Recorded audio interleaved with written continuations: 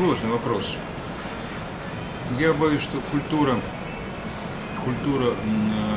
восприятия разных точек зрения и возможность осмысления вот этих разных точек зрения, такая, я бы сказал, полицентричность, так сказать, взглядов, она очень во многом утрачена, если вообще когда-либо была вот в этом регионе с советских времен. Я думаю, что в советские времена была гораздо больше эта культура возможна, в силу того, что все-таки в Советском Союзе последние 20-30 лет существовали некие отдушины, такие идеологические, так сказать. Можно было уйти куда-нибудь, где, в общем, тебя не доставала идеология. Мне кажется, сегодня в Туркмении, в Узбекистане это просто практически невозможно. Да? Тебя везде накрывает эта удушающая машина гнета, официальные, так сказать, лживые, абсолютно бесподобно наглые тоталитарные машины. А такого уровня тоталитаризма, конечно, Советский Союз не знал, начиная с 60-х годов прошлого века, да, потому что я это сужу по себе, все хорошо помню. Так вот, я думаю, что то поколение, которое выросло за последние 15 лет в условиях вот этого тоталитарного гнета, в том числе идеологического, оно настолько, так сказать, утрачивала способность к анализу независимому, что я боюсь, что для него, скажем, смотреть альтернативную точку зрения из Грузии, хотя трудно, технически я не могу себе представить, как это может быть, а если даже в Москве, в общем, грузинский телеканал очень специальный какой-то пакет покупать, да, тарелку. То есть я, честно говоря, в это не верю. Это немножко, так сказать, такой оксюморон. Сапоги в смятку, честно говоря, я не знаю. Нужно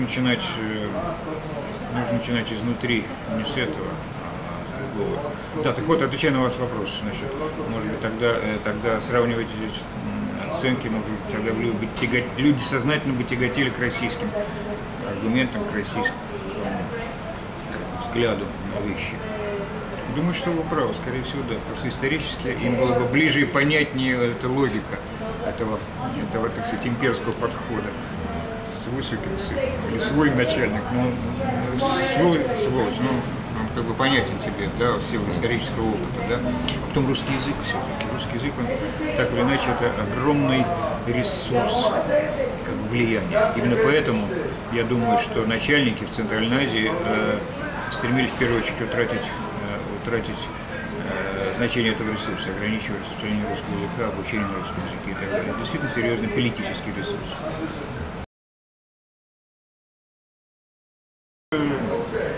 История достаточно уже банальна, она уже повторяется не первый раз. Не пустить меня можно тогда, когда я хочу, правильно?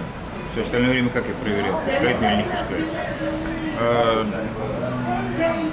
В силу служебной необходимости я принадлежу к так называемому кремлевскому пулу, который ходит. То есть это журналист, который освещает деятельность президента России, да? Меня не пустили в Ашхабад в 2007 году, когда туда летал с визитом Путин. Это, по-моему, был май.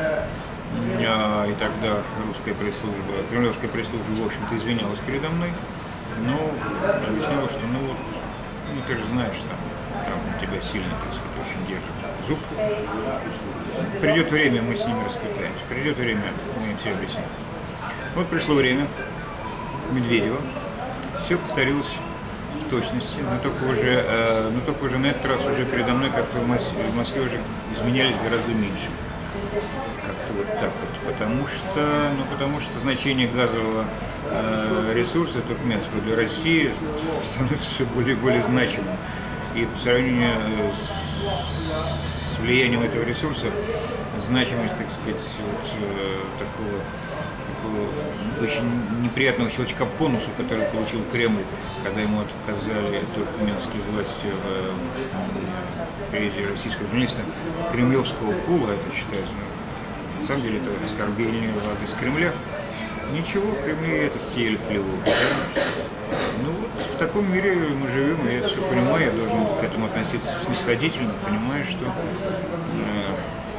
отчасти мы сами этому потворствуем, к сожалению. Я думаю, что, наверное, я в другой ситуации мог бы сделать по-другому, на это реагировать.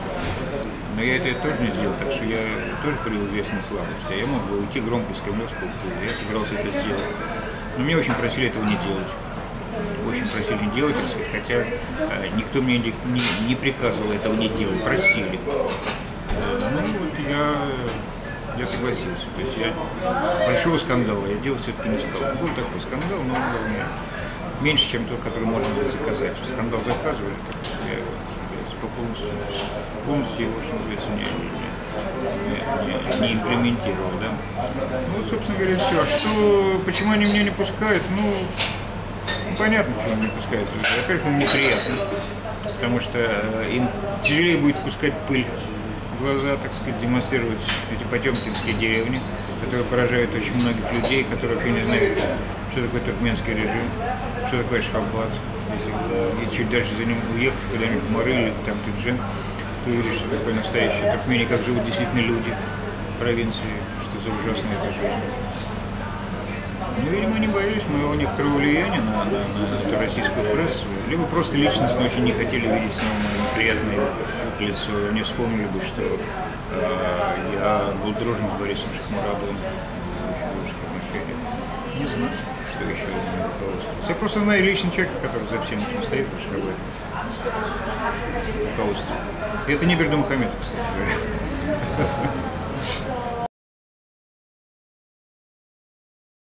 Да нет, это Рашид Мередов.